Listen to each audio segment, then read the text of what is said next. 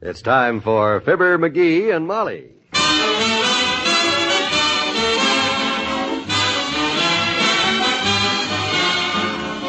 Sundays through Thursdays, NBC brings you Fibber, McGee, and Molly transcribed. The show is written by Phil Leslie and Ralph Goodman and directed by Max Hutto.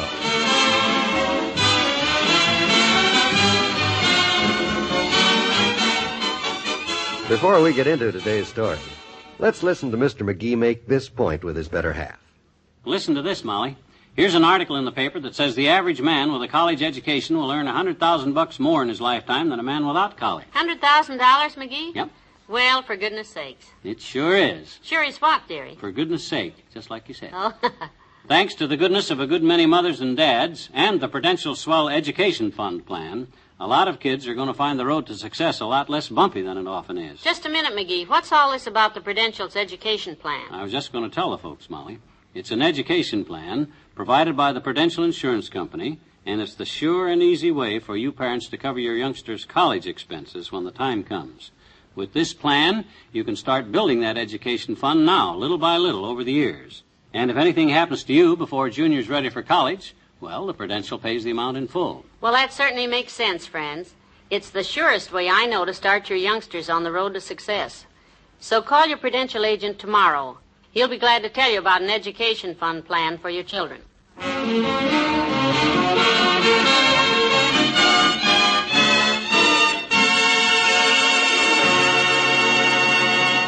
Something new has been added at 79 Wistful Vista today. A handsome custom-made slipcover on the big easy chair in the living room. Well, it's a beautiful imported material. And I'd ask Mrs. McGee to describe it for you, but she's upstairs dressing for a date with some friends. And uh-oh, there goes the phone. Hey, Molly, the phone. That must be the upholstery people. Answer it, will you, McGee? Tell them the slipcover's beautiful, and I'm just delighted with it. Well, I'm sorry, kiddo, but Tell them I meant to call them about it, but I haven't had time. Oh, and have them mail the bill to us, will you? I'm afraid you'll have to answer it, Molly. Ordinarily I would, but I'm kind of busy. I'm trying to get dressed, McGee. I have to meet Mabel Toops in 15 minutes downtown. I know, but I'm too busy right now. The phone's away out there in the hall, and I'm in the living room, and I can't... For heaven's sake. I'll never get to that matinee on time. It's 2 o'clock now, and I'm still in my slip. 79 Wistful Vista, Molly McGee. Ah, hello, Dr. Gamble. Him.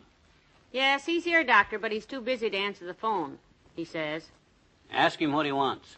I'm in a big rush myself right now, Doctor. Have to meet the girls in front of the Bijou in 15 minutes, and our car battery's dead. Ask him what he wants. Oh, you are, Doctor? Oh, wonderful. I'll certainly appreciate the lift. Yeah, I'll be ready. Thanks. Bye. Oh, boy, that's a break. Dr. Gamble's going to drive me downtown. Good. I always say there's no use having friends if you don't get any good out of them on account McGee, of... just how long have you been sitting there in that easy chair? Oh, let me see. About 12 minutes so far. Why'd you ask? Do you mean you were right there, not 10 feet from the telephone? You had me run all the way downstairs to answer it. Well, gee whiz, I told you. I'd have answered it, only I'm busy. Busy? Sitting in an easy chair with your feet up on the ottoman, your head back, and your arms hanging over the sides? Busy doing what? I'm guarding my health. And of all the chairs to sit in, why do you have to pick the one with the brand new slipcover? You're doing what? I'm guarding my health. I read a survey where it says 9 out of 10 doctors recommend just sitting quietly in one spot, doing absolutely nothing for 1 hour every day. Good for the health. Well, you picked a fine day to start. And can't you sit in some other chair? You'll have my new slipcover worn out before anybody sees it. Oh, I can't move now, Molly. I already started my 1 hour of sitting quiet and not moving. If I move now, I'll have to start all over again. Oh, if this isn't the silliest thing I ever heard of. Grocery boy! Well, it may sound silly to you, kiddo, but I can tell a big difference already. You can, huh? Yes, I've only been sitting here relaxing for about 14 minutes so far, and my breathing is easier, and I find I got lots more wind. Well, then you're wasting your time, son. There's one thing you don't need. It's more wind, because... Who asked you? Look, old-timer, why don't you knock before you come bust... Molly, where'd she go? Oh, is that what that was? I see something running upstairs with a piano shawl over its head, but I couldn't make out just what... Say, got a new slipcover for the easy chair, huh? Hey, get up, Johnny. Let's see it. I can't get up now, old-timer. I can't move for an hour. Can't move? What's the trouble, son? Oh, there's nothing the matter with me. I'm just... Oh, you know Papa was a lot like you, Johnny. You never could tell when Papa was sick because he always looked horrible. What's the matter, son? There's nothing the matter. And if you got work to do, don't let me keep you. Oh, Papa looked just like you the day he came down with that awful wheeze. Bronchophonillitis, the doctors called it. Bad. Look, if you got to run along now... Very rare disease, carried by the male to-see fly only during the last 3 days of July on odd years. The very 3 days that Papa ushered at the theater. What theater? The one where they were showing Trader Horn. Seems like Papa got too close to the screen during the big monsoon scene, and one of them to-see flies flew out and... Say, this thing you got ain't catching, is it? Yes. Now that you mention it, it's very catching. It's called Mesoballonia, and it starts with a kind of a tightening up at the Pasofini, like... You see? Oh, that sounds bad. I knew a guy that got it once, and in 24 hours, he was gone. 24 hours? Yeah. He could learn from me, Johnny. I'm gone right now. So long. Boy, I thought I'd never get rid of him. McGee, that must be Dr. Gamble now. Now, you'll have to let him in, Molly. The front door's locked, or I'd just holler, come in. But I can't get up because I only been sitting here for 17 minutes, and I got to sit still for a whole hour.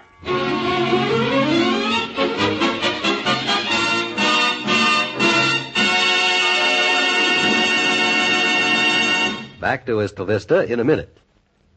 You know, lots of people have different opinions on lots of different things. But there's one thing that Mr. and Mrs. McGee of Wistful Vista see absolutely eye to eye on. And that's Murine, John. Yes, folks, Murine for your eyes. Right, Molly, there's nothing like it. There's nothing like the cool refreshment just 2 drops of Murine can bring to tired eyes in a matter of seconds. And you know, Murine is gentle as a tear, so you can use it as often as your eyes tell you to. Right, Fibber and Molly. A 2-drop bath of Murine in each eye can do wonders for eyes that are tired after too many hours of work, for eyes that feel heavy-lidded and sleepy in the morning, for eyes that feel uncomfortably wakeful at bedtime. So try it soon. You'll agree, just like Fibber and Molly do, that there's nothing like regular daily 2-drop baths of Murine for your eyes. That's Murine. Murine. It makes your eyes feel good. Coming.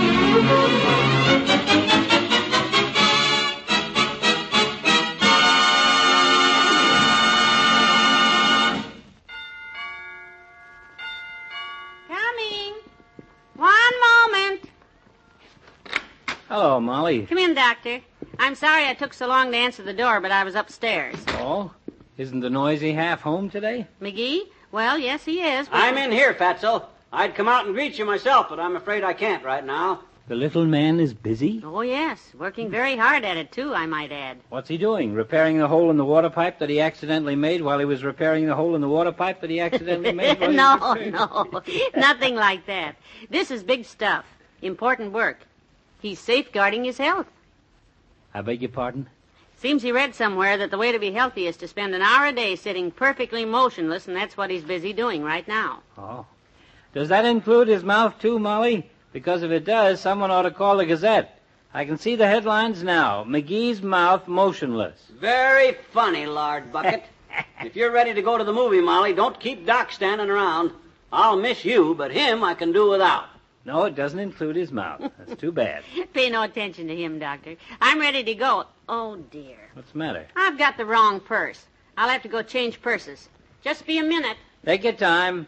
I'll go visit with your logy little yogi in here for a minute. What's this sitting motionless routine about, Lout? And what's new about you sitting motionless? You've spent most of your life in a lump. I see no point in discussing matters of how to be healthy with a guy that makes his living keeping people sick. But for your information, I'm not getting out of this chair for 1 hour. So just keep your snide remarks to yourself, big horse nurse. Not moving out of the chair, huh?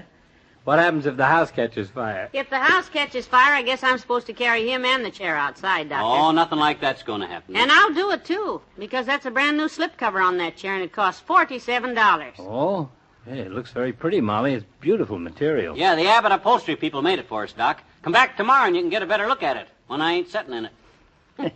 Isn't this ridiculous? Come on, Doctor, we better go. Well, I'll be back in a few hours, McGee, so... Hold it a minute, Molly. I'll answer that for you. Hello? McGee's residence. Who? No, this is Dr. Gamble, but I'll take the message for you. Now, look, McGee, please don't get in any trouble while I'm gone, will you? Don't you worry. You go right ahead. Have a good time. Don't worry about me. Famous last words. And I'll sit right here till it's time to get up out of this chair. Then maybe I'll go take a nap. You go on. Have fun. Well, let's go, Molly. It's nearly 2:15. I'm ready. Who was that on the phone? Oh, just the radio station. It's a quiz program. I told him he was too busy to come to the phone. Try somebody else. Huh? Who? What? Did they want me? They said they wanted Mr. Fibber McGee to tell them the name of the President of the United States for $2,000. What? I told them you wouldn't get up out of your chair for $10,000. What? Dr. Why, Gamble. call him back. I'll talk to him. Oh, you dirty double-crossing big... Relax. It was Mabel Toops, Molly. Oh, Doctor. I told you you were just leaving. Why, you... Well, get him out of here, Molly, before I forget all about my health and get out of this chair and beat the bajunior. Now. Relax, dearie. Relax. Relax.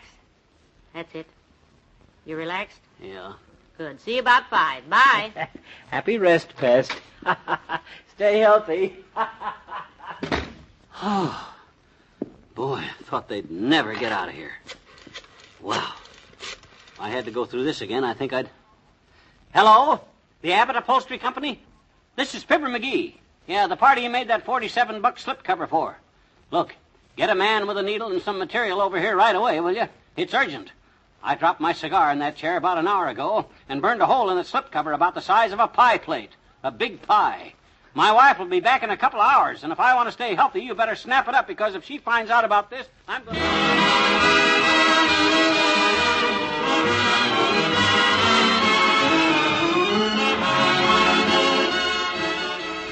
Fibber and Molly will be right back. This Wednesday evening, there'll be a bright new sound coming from your radio. It's the lovely, lilting voice of Dinah Shore. Dinah will be with you twice a week, each Wednesday and Friday evening, with a delightful quarter hour of after-dinner listening to start your evening off in fine musical fashion. And you'll enjoy the fun, too, as Dinah brings her cheerful and friendly manner to the entire family. So be on hand Wednesday when the Dinah Shore Show returns to the air. And speaking of Wednesday, there's another musical highlight in store for you this Wednesday. It's the popular Mr. Frank Sinatra. And you'll hear your favorite songs by Frankie and some informal chatter in the usual Sinatra style between songs. It's a melody treat you'll want to hear. The Dinah Shore Show and the Frank Sinatra Show. And, of course, your Wednesday lineup includes such other great shows as You Bet Your Life and The Big Story. All brought to you by NBC Radio, your best bet in entertainment.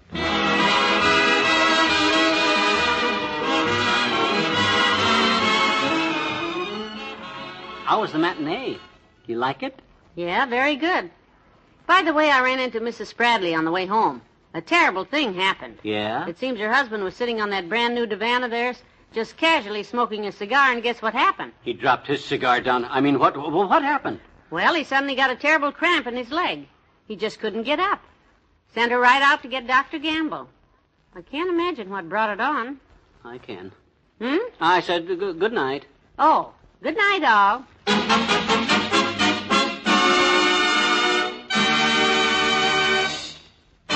Fibber McGee and Molly is an NBC Radio Network production transcribed, with Bill Thompson as the old-timer and Arthur Q. Bryan as Dr. Gamble. This is John Wald, urging you to be with us again tomorrow night as Mr. McGee finds out the facts of life concerning the so-called discount houses. Good night.